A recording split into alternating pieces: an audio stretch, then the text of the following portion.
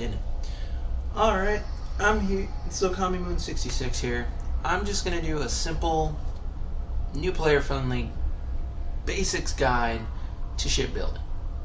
Bare bones, for you to understand how it's supposed to be done and how it is traditionally done.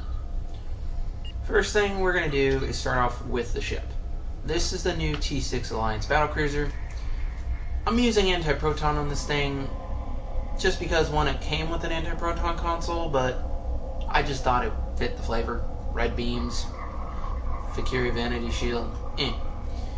Thing is, the first thing you want to do with, say, a cruiser, battle cruiser, is you want to take into account how many weapon slots it has and what their, how many are fore, how many are aft. This is a 5.3, which means you can use single cannons, dual heavy cannons, beams, dual beam banks, torpedoes, turrets. Can't forget turrets in this build. But for the purpose of this video, I prefer to use beams. Beams have, as you can see here, 250-degree targeting arc. They don't do as much damage as a dual beam bank, but you have more firing arc, which means you're more likely, often than not, going to be able to hit your target, whether it is PvP or PvE. Dual beam banks, on the other hand, have a narrower firing arc, 90 degrees, not bad at all. They do more damage, but because of the narrow firing arc, they're mostly reserved for directly in front, and it's good if you can put them to use, if you have a ship that you can quickly go in there, fire your beam banks, burst them down, and get away. But you have to also take into account firing weapon power. Beams and dual beam banks take the same amount of weapon power, so that's one thing you also have to keep in mind when building for a cruiser or for an escort as well. Torpedoes don't use any weapon power or subsystem power at all, just pretty much special firing mode, fire and forget. This is the Delphic Distortion. It's part of a 3-piece set. I have all 3 pieces because it goes with the build, and it works. Especially when I get the special firing mode. This thing fires an extra torpedo under high yield. So instead of firing, it's under high yield 2, fires, I think, 4 or 5 torpedoes that do unbuffed 10,000 kinetic damage. It's pretty nasty. Omnidirectional beam arrays are unique. Most reputations, I say most, some don't, most reputations, most lockboxes, some you can get from missions, such as this one. No, not that one. This one, actually, the Ancient is from Blood of the Ancients mission. It's a mission reward. It's an omnidirectional. It can't be re-rolled, unfortunately. It can be upgraded, of course. But Omnis, they lose a little bit of damage compared to a beam array, but they have a 360-degree targeting arc. They can hit you anywhere, no matter where you are. So that is kind of what makes them a must-have or a good to use if you're using a beam build. Instead of the beam array, put the Omni on the rear. I could have another Omni in this 3rd slot, but as battlecruisers aren't as efficient at weapon power cost reduction, I don't want to do that because I would just make my damage output be kind of very low, especially when all my beams fire. I drop down like maybe, 40, 30, 36 I think it is, weapon power, and the less weapon power you have, the less damage you do. So you kind of want to balance that out. This torpedo, it's on my rear. If I hit spread, it fires. If I hit high yield, it fires. It'll still hit something and do some damage. The general rule of thumb, though, when building a cruiser, especially, first thing is what we're going to talk about, basically here is weapons. It must be the same damage type. All of these beams are anti-proton. It's Voth anti-proton, Delphic anti-proton, regular anti-proton, another regular anti-proton. As long as it's either anti-proton, phaser, disruptor, tetrion, polaron, I think that's it. As long as it's one of the main energy types, you're fine. It's best to have all one energy type because it's easier to increase its damage. That being said, there are rainbow builds which are used for endeavors. which, you know, you get daily and you can do them if you wish. Rainbow builds are basically a little bit of everything damage type wise, so that you can do whatever the Endeavor wants to do. Oh, do 50,000 disruptor damage, and 50,000 Tetrion damage, and 150,000 phaser damage. You have one of each beam, you fire them, you do it for a couple minutes, boom, all the Endeavors are done. Move along. But if you're doing for PvE or even PvP, you want to find a damage type that you want to work with the build, or you want to build on, you want to use, and then you go from there. You get weapons that work with it, you get consoles to boost it, sets to boost it if those are available. Anti-Proton is, unfortunately, it's one of the more, used to be really popular at the beginning of the game when Star Trek Online first came out on PC. Over the years, it has not received very many sets. Ancient Omnidirectional, its warp core that goes with it, and the Delphic set is pretty much it. There's not very much that directly boosts anti-proton damage off the bat, so it's not something that you can just throw on your ship like Disruptor, Phaser, Tetrion, Plasma. That's the one I missed. Polaron. Those have sets that are not only reputation based but also mission rewards. Anti-Proton unfortunately does not have as much. That does not mean it is not valuable. It's just, it's kind of, you have to look a little bit you have to look a little bit harder to find value. For instance, when it comes to weapons, and specifically weapon damage types, for every weapon damage type, be it a lockbox or be it just a regular standard fare, there is a subtype, if you will, that either has a different proc, a different proc, a different effect, what have you. I need a water break. This is basically a regular anti-proton damage weapon. Ancient notwithstanding, it's basically regular. Anti-proton weapons in their base form get plus 20% critical severity flat. They get, there's no proc, they just get plus 20% critical severity, which is when you crit, you do an additional 20% damage, crit damage. Great. What I'm using is Voth Anti-Proton. Voth Anti-Proton does not have the bonus critical severity, but it has a chance to lower the enemy's damage output by 9.1% for 10 seconds, and it stacks up to 3 times. So what that does is if I'm in a PvE and I'm firing all my weapons, it has a 25% chance. So I am hitting a bunch of different enemies. It may proc over here, proc over there, proc over here, proc over there, lowering their damage and lowering the damage output that they hit me with, which makes it easier for me to survive. This also is applicable in PvP as well. Delphic is another anti-proton variant. It has Delphic Overcharge, which means when it has a 2.5% chance to apply Delphic Overcharge, which is plus 10% weapon crit chance and plus 10% weapon critical severity, which is actually very, very high. 10% is kind of massive. So if you're going for a pure DPS build and you want to use anti-proton, the Delphic would probably be the one you want to go for. Beams, cannons, turrets, what have you. Especially if you have a bunch of them firing and they constantly proc that. Especially if you have enough firing cycle haste, you'd have a lot of extra critical chance and critical severity, ramping up your damage. Getting to the other part of building, shipbuilding, is whether it has how many engineering, science, and tactical consoles the ship has. This ship has 4, 3, 4. So it has 4 tactical consoles, good amount of consoles to buff damage, such as vulnerability locators, tactical consoles, or universal consoles. Has some science, so it can equip some science consoles if you wish, and it has enough engineering consoles to help it to resist damage if you want to go for a pure tank build. Science ships tend to have more science consoles, so it'll be usually 4 science consoles, 2 tactical, 4 science consoles, 3 tactical, and maybe 2 engineering. That's usually how science ships work. Tactical ships tend to have, or escorts, tend to have 4 tactical consoles or maybe 5. They have less engineering and less science, maybe 3 of each. And they also have lower hull and shield modifiers, which means a hull and shield modifier means that it's going to have, it's like a multiplier, if you will. You have the base multiplier, say, is 1.0 for a ship. Then you add your own stats, which gives it a little bit more hull. Escorts tend to have the lowest. Cruisers, science ships are in the middle. Cruisers at the max.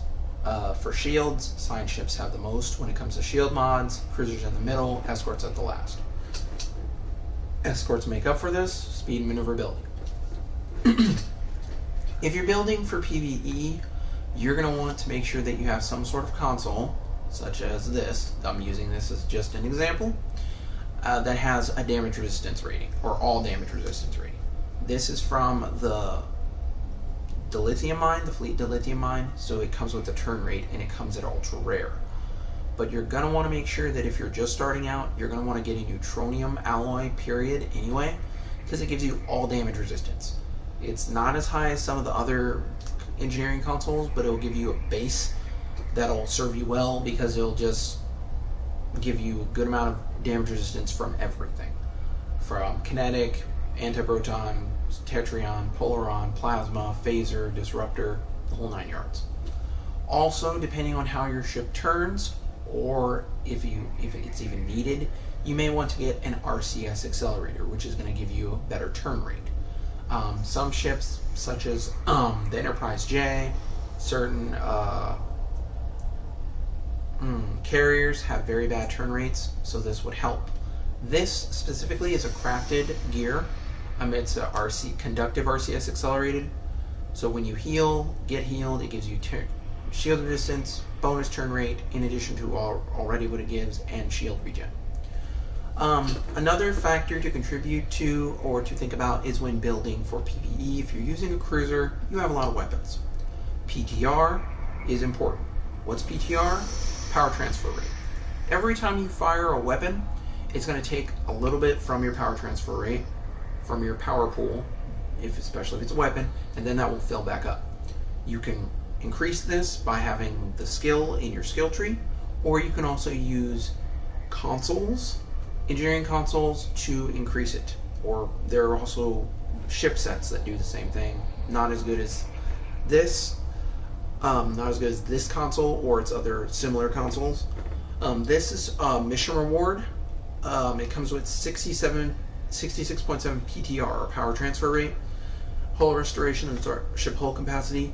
The mission is the one with Jordy or Forge. I can't remember exactly which one it is. I know it's in the... Here, you know what? Let me just find it, because it should be Mission Journal, episodes. Nope. Nope. Nope. Nope. It's... Nope. Nope. Beyond the Nexus. Beyond the Nexus is the mission. You can run this 3 times. You can get the... I think it's a torpedo. No, it's a console, a torpedo, and 2 consoles, a torpedo, and beam, console, torpedo. The beam and the console are good. The torpedo is trash. The console and the beam are, if you're using phasers, you're going to want that beam because it is an Omni. It's literally a free omnidirectional beam that is great. I use it on my own phaser builds.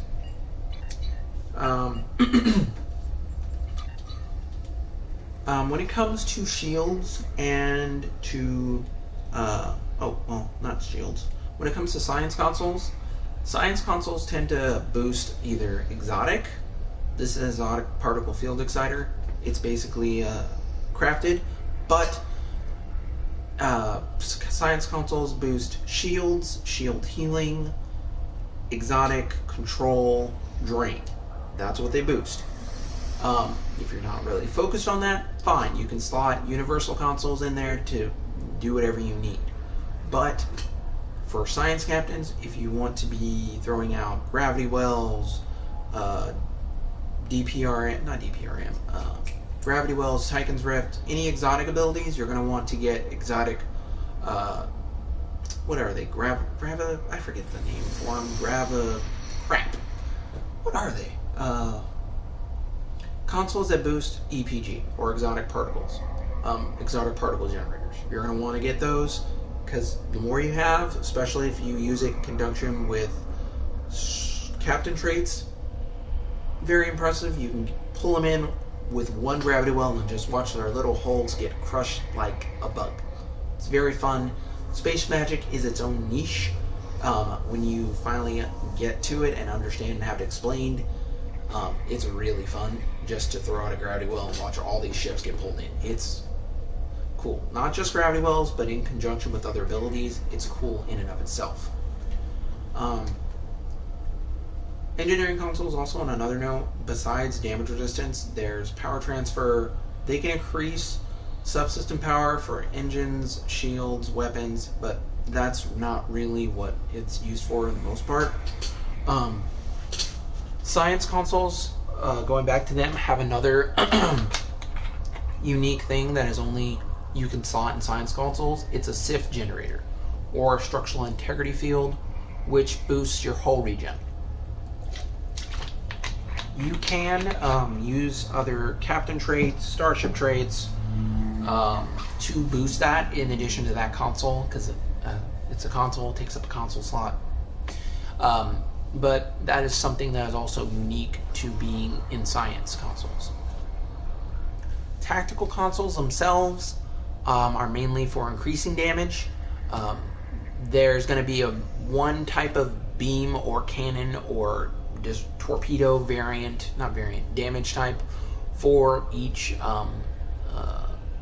tactical console. One for antiproton, disruptor, phaser, plasma, tetrion, polaron, and that also includes torpedoes. So, for instance, this torpedo here is, I think is this quantum? Let's see.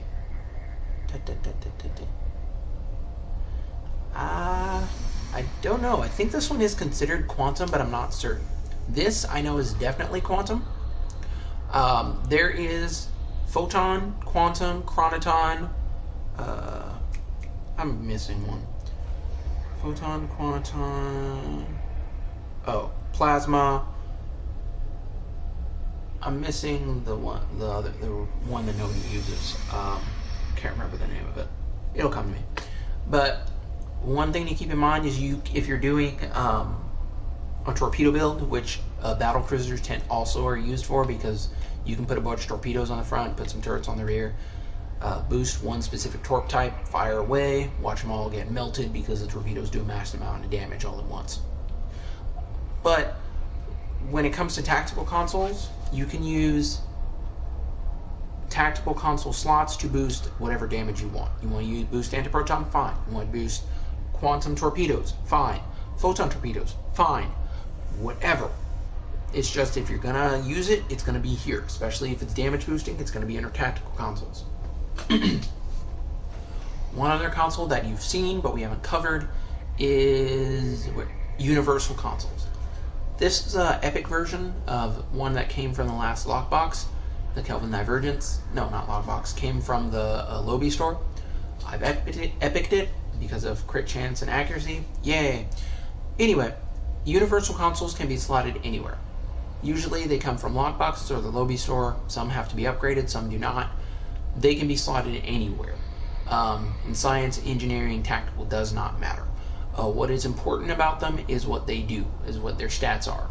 This comes from the Walker class. This gives plus 10 accuracy, plus 10 defense, and damage control, which is another word for hull regen. And also gives a cool engineering cooldown for engineering bridge officer cooldowns. This one is from the Discovery Reputation. Critical chance, weapon power, shield pin, yay!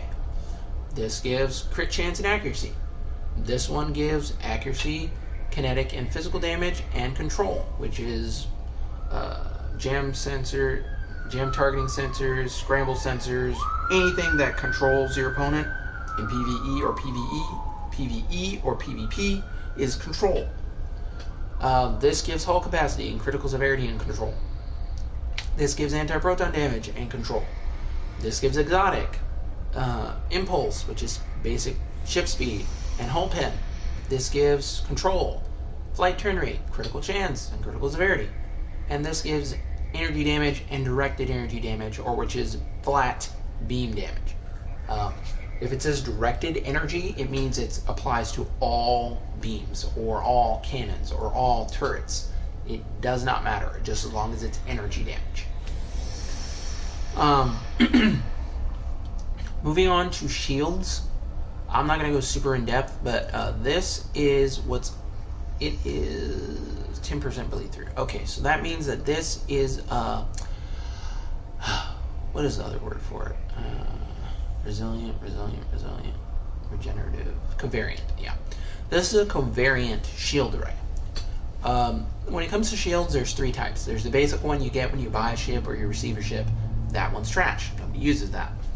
There's regenerative, resilient, and covariant. Covariant shields have more capacity, less regeneration, and they also have 10% bleed through.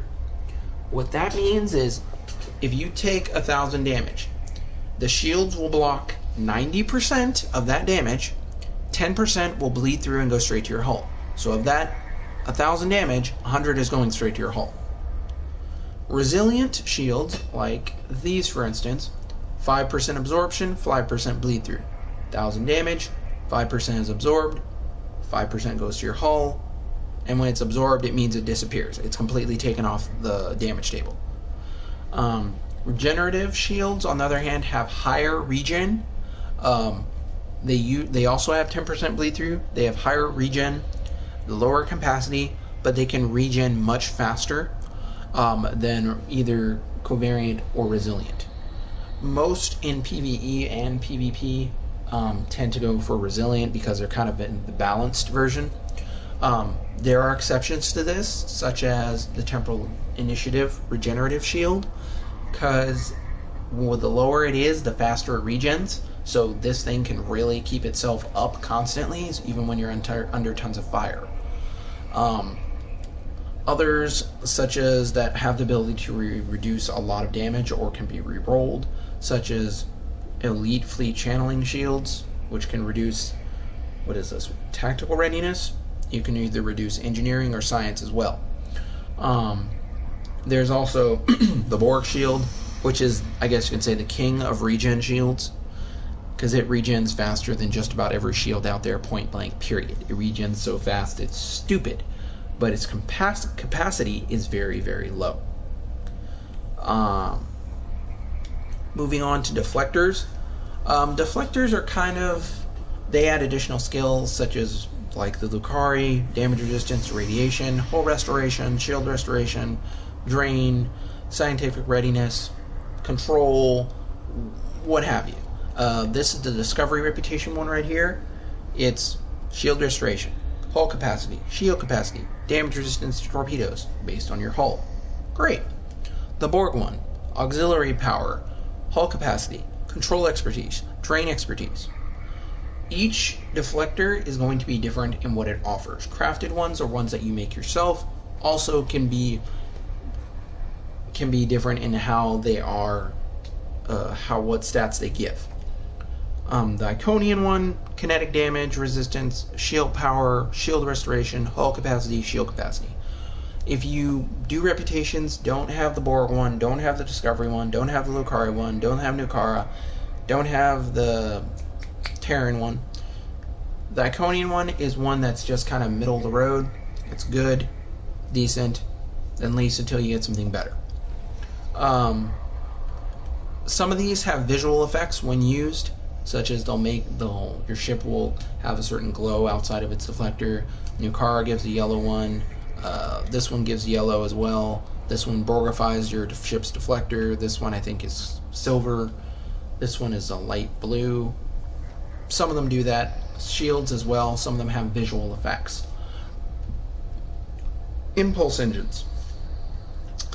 This is what makes your ship go. Yeah, I know. Lame, I know. Anyway, impulse engines vary in what effects they have.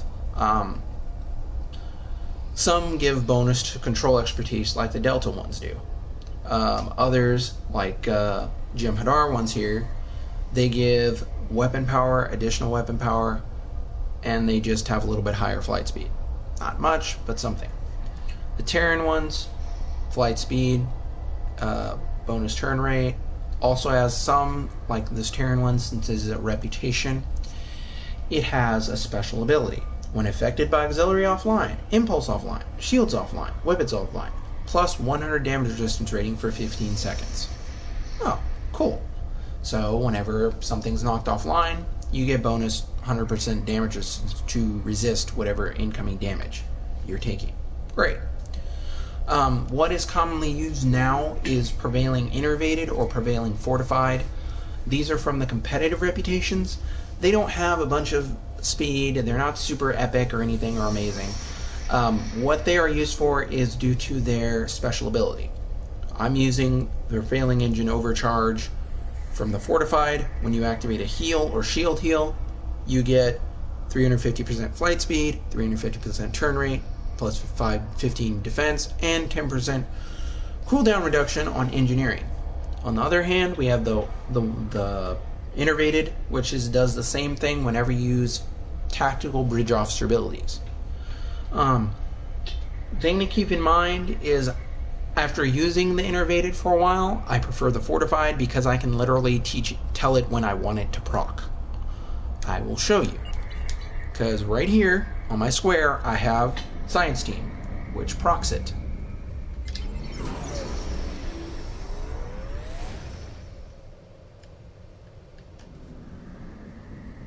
I can proc it when I want just by hitting Science Team. If I want to proc it again, oh, that's aux dampers. Oops. Engineering Team procs it again. A hull heal, shield heal will proc it. With the tactical version, it's beam fire will, torpedo spread. That's what will activate the tactical version. Where were we? Okay, warp cores. Whew, real quick, gotta get some more water. Warp cores.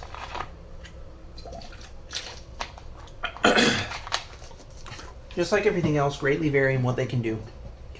Some warp cores are like this one. This is from the Discovery reputation. It's not super fast in sector space. It gives you more shield power, gives you more hull capacity, reduces your transwarp cooldown. Only need that if you're flying around sector space. Because it is epic, it has shields to weapon, which is 7.5 shield power to your weapon power. It has amp, plus 3.3% all damage per subsystem with 75 or more in total. Current total, 6.6. And also 7.5 weapons to shields. So they feed off each other. They're both high. One of them's high, they're both going to be really high.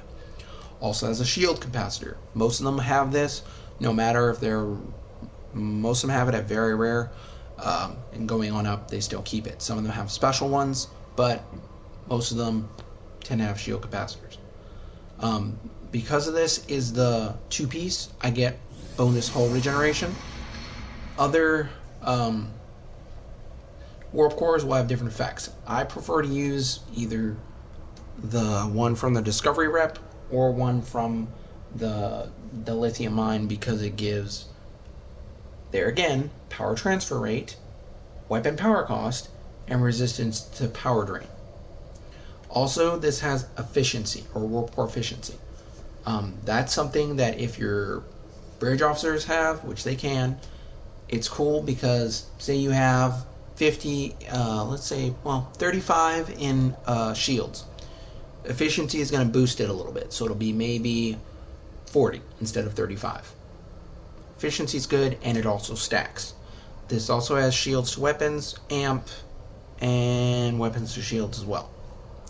This one has a weapon buff, this other one has a shield buff. There are many different versions of warp cores. There's the Terran one, which gives more power over time and combat. I think it's like +5 at the end of it. It's pretty nice. It's decent. But get what you can until you can get to till you get to max level, and then can grind out getting some of the good rep gear. You don't specifically have to have them epic, but some of them are at their best when they're epicked. Some work just as fine at very rare or ultra rare, but it doesn't have to be epic to be at its best. I could epic this. I don't really care. I don't really need the tiny little increase in speed. Another thing to keep in mind is if you're on ESD or Space Dock or on the ground, the stats you see here for attack, defense, resistances are going to be wrong. Wrong. It'll say, oh, you have 2.5% crit chance and 10% critical severity and 0 accuracy, and your defense is nothing, and your hull is 10. When you're on the ground, it's wrong. Ignore it. You want to see your stats, you have to come up to space. Outside Earth Space Dock, any of the, like I'm outside Vulcan right now. My stats are accurate. It's going to show you what your defense rating is. Granted, defense is only at its highest when you're moving. It's going to show you your hull repair rate, your shield regen, your capacity, your kinetic phaser, and all that other stuff. Your flight speed, your power transfer rate, it's going to show you all that. Keep in mind, these stats can change when you're in combat. If I go into combat for a little bit, I'm going to have around 65% resists. That's how I'm built. I built this ship to take a good amount of damage and to just tear things to shreds. Ship mastery, T6 ships have this. T5U ships have this. Anything below that does not. Battle cruisers have a battle cruiser package. So this is damage resistance, critical severity, energy and radiation resistance, hit points, ship trait. Done. Personally, I have not used this ship trait. I think it'd be fine if you're in a ship that's not really going to keep its shields. Maybe an escort. That would be really useful. But it's kind of a balancing act. You get more damage when you have no shields, and you restore shields when you defeat a foe. I'm not using it. I haven't tested it, but I've heard it's decent. Bridge officer stations. What I tend to see is people don't read. I'm going to be blunt. New players don't read. Granted, I'm not going to deny that STO does not just throw you in here, put you in the captain's chair and says, hey, boldly go. And you're like, where do I go? How do I go? It doesn't tell you. When you set up a ship, I'm going to tell you guys, like I was taught, you want to have one shield heal, one hull heal, and then when it comes to damaging, you kind of just want to have a little bit of everything, in a sense. Tactical team here is what you always want to have, whether you're a science captain, a tactical captain, or an engineering captain. Tactical team will gives you a little bit of a damage buff, but it removes a lot of bad effects on your ship, such as Borg, beaming on, all sorts of little debuffs. It also distributes your shields automatically for when damage is hitting you for 10 seconds. Torp spread and fire at will are used in PvE, and they will draw aggro. They will draw aggro. If you want to tank, you're going to want beam fire at will 2 or 3, preferably 3, because 3 has the best version of a penalty. Beam fire at will 3 has 30% reduced accuracy rating to your beam weapons. Your attacks deal 10% less damage, but they fire more. Fine. That can be mitigated. The accuracy penalty can be negated. If it's at fire at will 2, it's going to be 40. If it's at fire at will 1, it's going to be 30 reduced.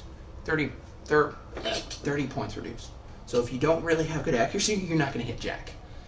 Granted, it did not used to be this way, but just giving you a heads up, if you want to tank or to do decently in PvE, PvP, specifically PvE, you want to use beam fire at will 3. For aggro, It works better. Torp spread, similar to Beamfire Will 3, but it does not have the accuracy penalty. It's just a spread of torpedoes. How many are in said spread varies from torp to torp. Quantum has, I think, 4. Photon has the most. Plasmas are okay. But if you're going for aggro and tanking, you're going to want to use torp spread. Keep in mind, when Beamfire Will 3 is activated, it affects all your beams. When torp spread is activated, it affects all your torpedoes. Endothermic inhibitor beam. This is something that you get from the winter event. If you grind it out, it's useful because it reduces shield resistance, which makes them more vulnerable to your weapons damaging them. This is more physical and kinetic damage resistance, more flight speed and turn rate. Granted, the physical and kinetic damage resistance, I'm getting that due to a duty officer. So that's giving me more resistance to damage, period. It also helps me move a little bit faster. Chemosite, this is something you're going to see talked about often in other videos. It gives a minor debuff to foes when you're hit with the radiation damage, and it mainly procs off torpedoes, because energy weapons have a 10% chance. Projectiles always cause it. It's always good. You can only get this from a lockbox though, but you can probably buy it off the exchange. Just keep in mind it may be a little bit pricey. Emergency power to shields. Shield regen, shield power, repairs disabled shields, shield resistance. Kind of one of those things you always want, because it may help you, because shields can take a lot of damage at times. More shield resistance means they're able to more mitigate what you're being hit with. This is a pure hull heal. That's what you need. You want to keep your hull up. Boom. Hull heal. Done. Emergency power weapons 3. Bonus energy damage. Yay. Weapon power. Yay. This also procs emergency weapon cycle, which is a trait from the Arbiter, which makes my weapons fire faster and reduces the weapon power cost by 50% for 20 seconds. On most energy weapon builds, you will see this energy emergency powered weapons 3 or some version of it, either 1, 2, or 3, slotted in for specifically that reason, because you need it. Either at rank 3 or rank 2, it's useful. Reverse shield polarity, RSP, the oh shit button. Basically, this turns any incoming damage into shield healing. It can be overcome with a massive amount of damage and shield pen, but it is difficult. Especially if you have it up and you have good shield resistance at the same time, you can mitigate a lot of damage coming into your ship. Moving to science. Science team, mainly here for more shield regen, also to proc the engines so I can instantly move around. Photonic officer, reduce cooldowns of bridge officer by 2% each second for 20 seconds. Works out to about 40% recharge time reduction all told. It may not seem like it, but when things are constantly popping up and you're able to use them quicker, it works. Grav Wall 3, I can replace this with a couple other officers. If I want another hull heal, I'd go for hazard emitters. It's just to group things together, do damage. It just makes it a bit easier so I can just nail them with beams and torpedoes. It can be replaced, if necessary, with hazard emitters. Let's see here. Not repulsors, very cold in space.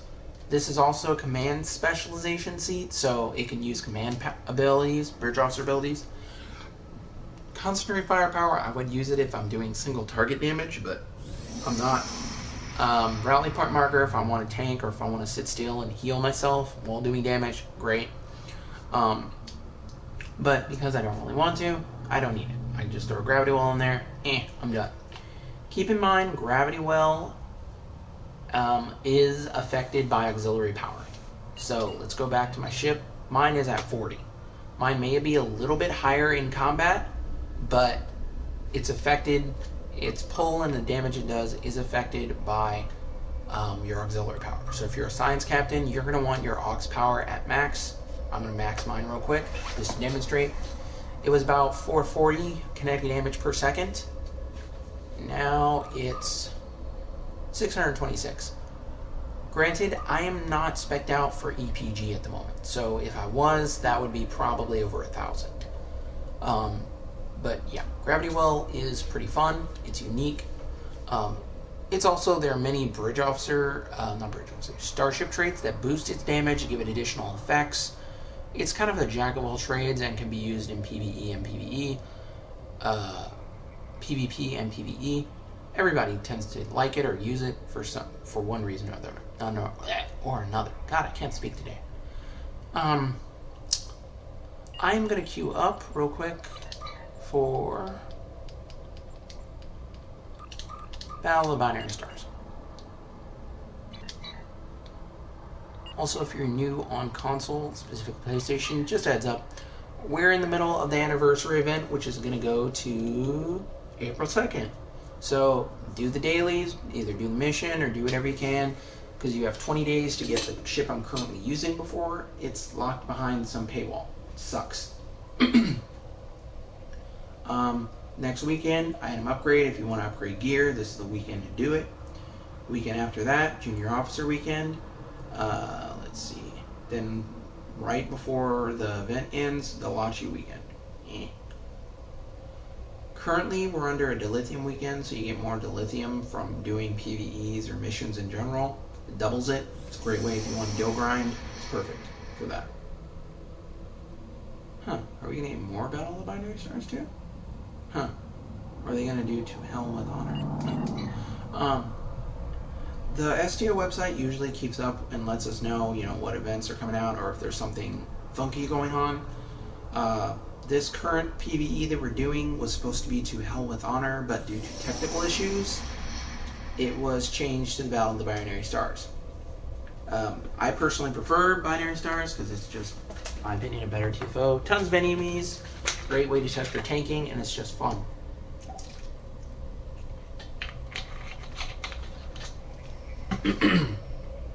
Since we're in the middle of the anniversary event, you're going to see stabilized mega particles around ESD, Vulcan, Andoria, and other places like that. It's part of the Omega stabilization minigame. You stabilize the molecule, and then you get drops to make Omega tech upgrades. After I do this quick run, I'll show you what an Omega tech upgrade is and what it can do.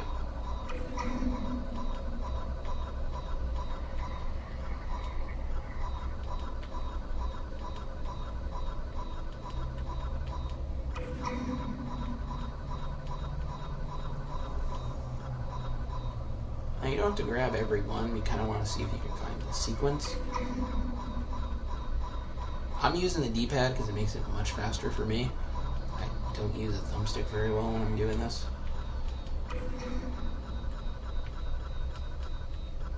Sometimes you're just going to pop off and get a lot of points. Sometimes you might get 1,000. I got an Omega Sliver and 1 Omega Trace. The higher score you get, you'll get maybe Omega Shard, 2 Omega Traces. It all depends. Duty Officers, R&D. I'm right now making 3? Or is it? No. That's 2 days. 40 hours, I'm making 4 of these. These are the newer versions. They just do quality. So if you want to make something epic, you want to probably grab a couple of these. They do use a lot of dilithium. 5,000 per. I'm just giving you a heads up. The basic Omega Tech upgrade only takes 3 Omega fragments. But it gives 25,000 tech points and a 4 times quality improvement chance. No dilithium crossed. If you have a very rare Mark II beam weapon, using one of these is instant epic. Boom, it's epic. Done. Problem solved. You don't have to worry about it. Although, because they don't give a lot of technology points, you might want to use a tech weekend or an upgrade weekend to double that. So instead of 25, it's 50. There's also the Mark version, which is just basically to upgrade its rare, not its rarity, its level to the max. It doesn't do any quality. It just upgrades its level. That's all it does. Nothing more, nothing less. You can also use Phoenix upgrades as well for that. That's just as well. No dilithium cost, 50,000. Boom. But to craft Omega Slivers and to start off, you have to have one of each. And then you have a R&D emergency research lab scientist. And then you just tell them to start. You can craft up to, like this would be 5 of them, and it would take him 1 hour and 40 minutes. Let's see, do I have any shards right now? No, I don't. I need to grind some more. But yeah, that's how the Omega event works.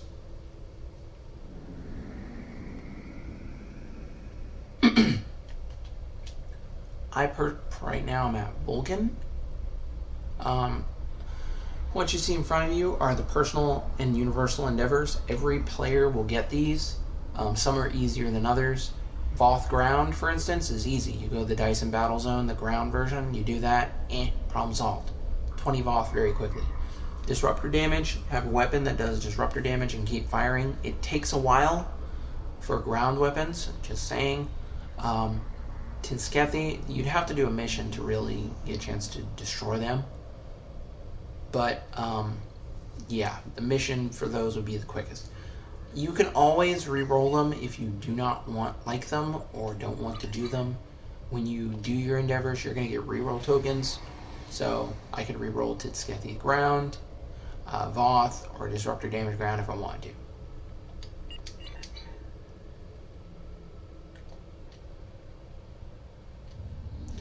I'm going to depart to the system and head to ESD.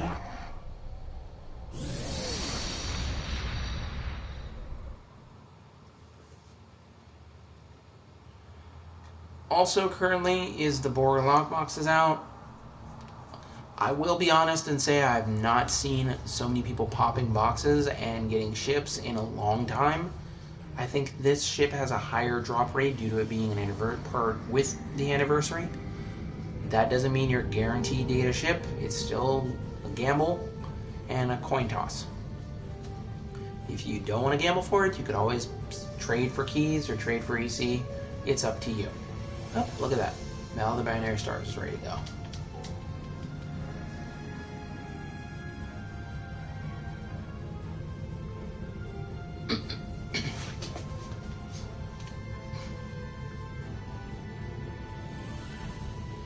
I'm not going to enter because I don't want to enter and then automatically be teleported.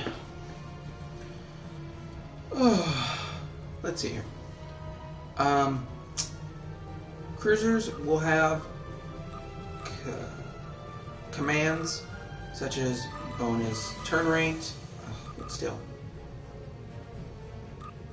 bonus turn rate, weapon power cost, which is what I'm going to be using, shield resistance and shield regen. There is another one called Attract Fire, which is mainly for full cruisers, not battle cruisers, and dreadnoughts. They will have that ability to attract more damage, attract more aggro to themselves. This has a cloak. It's okay. All players will also have full impulse. I'm a tactical captain, and I've done a lot of my reputations, so I'm going to have a lot of these at rank 2. If you're a science captain, it's going to be science fleet or engineering fleet.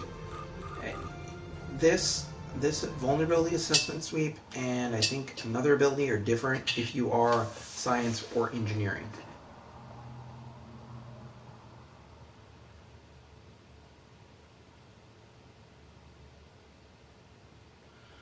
So I'm just gonna have a little fun here, so just sit back and watch the chaos. Also, it does change the appearance of your ship. I guess for period accuracy, I guess it would be, considering this is a simulation.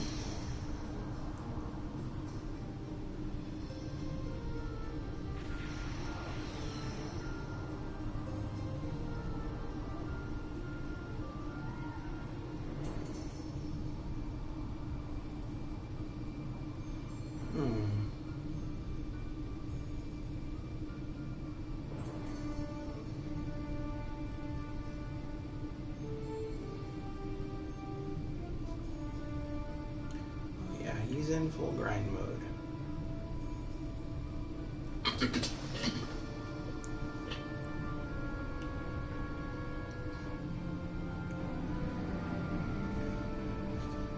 And prove to you that now, as always, we come in peace.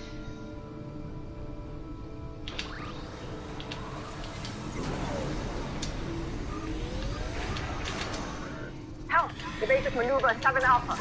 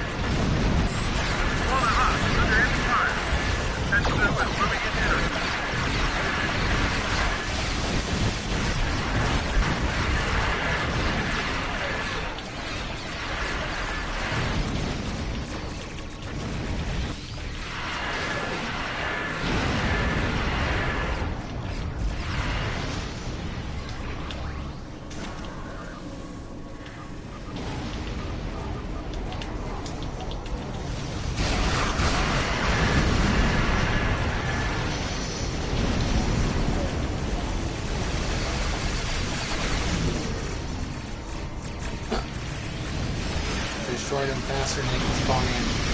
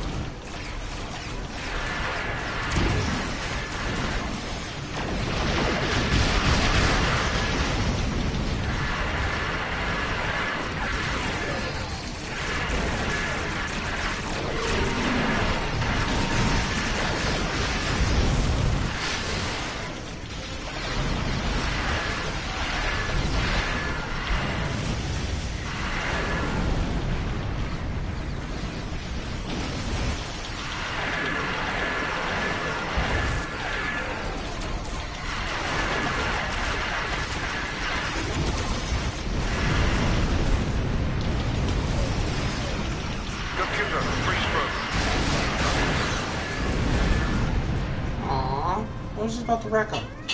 Now, real quick, I'm going to show you guys my stats real fast. See, 59% at present. Now, as I'm out of combat, it's going to drop. Certain things only take effect, which is captain traits, starship traits, in combat. So you can only really see the effect of them in combat. They're launching escape pods! Recover the survivors!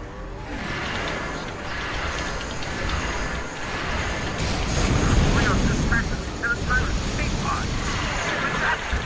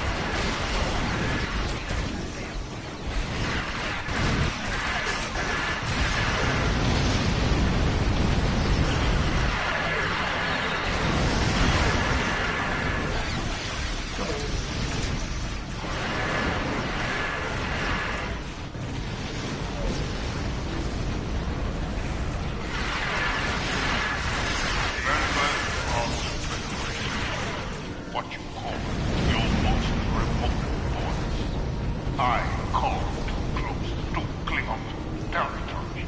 You only live now to serve as witnesses of Klingon supremacy. To be my herald. We do not desire to know you, but you will know our great houses, standing as one under Kalish, reborn in me. Dogma! I think we've seen enough for now. Not the greatest moment for...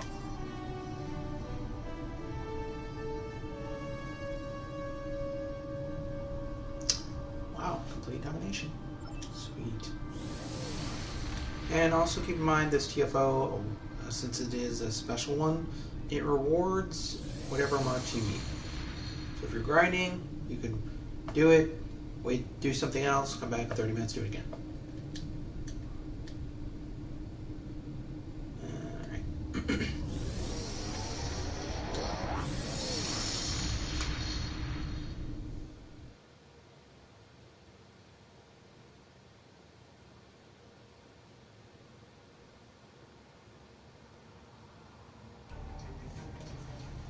Alright. Alright. I think that's going to conclude the stream for the day. Thank you for watching. If you have any questions, you can just PSN me or PM me if you see me in game. Later. Hope you all have a great rest of your day and live long and prosper.